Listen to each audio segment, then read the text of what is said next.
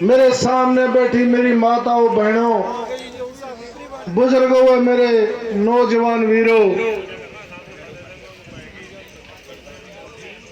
ये जो 3 बिल की बात है ये तो हर वक्त बता रहा है। मैं आपसे एक बात पूछना चाहता हूं कि जो दिल्ली में बैठे ग्लोबल डीलर दिल्ली के अंदर बैठे हैं, जो बड़वे लोग बैठे हैं, मैं उनसे पूछना चाहता हूं, कभी हमारे को अफगानिस्तानी बताया जाता है, कभी पाकिस्तानी, कभी चाइना की फंडिंग।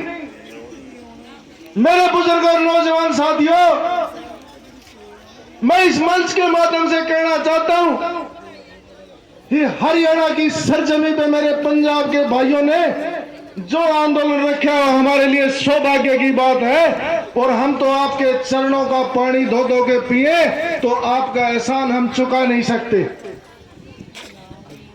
बुजुर्ग और नौजवान साथियों, मेरे बुजुर्ग और माताएं बहनें बैठी हैं, मेरे सामने वो लोग बैठे हैं जो हिंदुस्तान के 85% इस देश का पेट भरने वाली नस्ल बैठी है।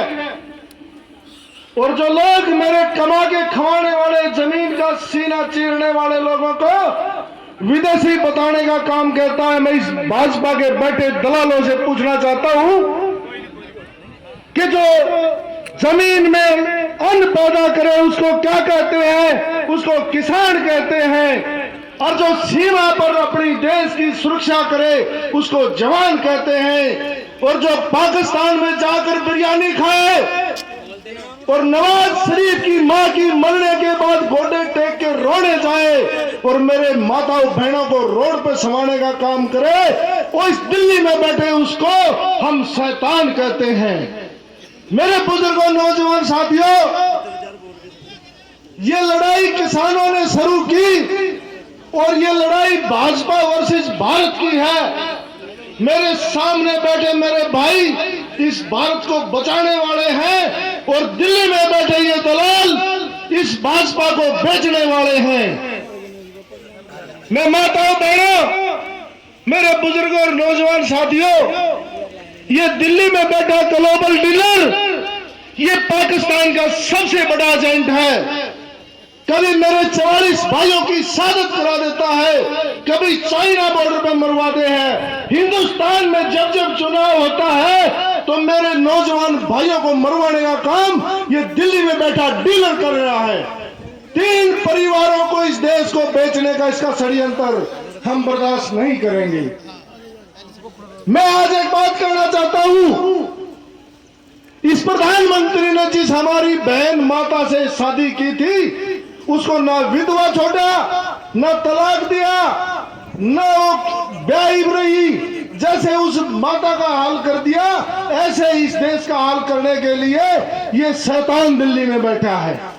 और मेरे किसानों और बुजुर्गों और नौजवान साथियों, मैं मंच के माध्यम से कहना चाहता हूं, ये दिल्ली में बैठा 3 परिवारों का डीलर इस आदमी के पूंजी के दम पर वो हाल कर दिया। जिस तरह से वोडाफोन ने एक कुत्ते का फोटो लगा के देश में सिम बेचने का काम किया था और अंबानी ने किसका फोटो लगाया? अंबानी ने जियो की सिम बेचने के लिए एक ग्लोबल कुत्ते का फोटो लगा दिया। हरम छाती ठोक के कहते हैं ये हिंदुस्तान की सल्तनत पर बैठा ये अडानी का कुत्ता है, अंबानी का कुत्ता है, जो मेरी माताओं बहनों को, मेरे भाइयों को रोड पर सवाने के लिए मजबूर करे। वो हम किसी हद तक उसको और भी बुरी कहेंगे।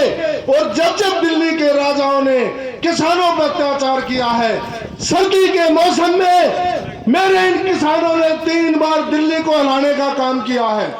और वो दिन दूर नहीं है बुजुर्गों नौजवान साथियों कि रात रात के अंदर इसको दिल्ली से भागना पड़ेगा। हम मानते हैं 1857 से 1947 तक मेरे देश के लोग फिरंगियों से मिले हुए थे, जिनको हम आज गद्दार कहते हैं। और कुछ लोग आज भी इस संघियों से मिले हैं। ये लड़ाई सिंघियों और संघियों की है, संघियों को हारना पड़ेगा। ये खुद्दारों और गद्दारों की लड़ाई है।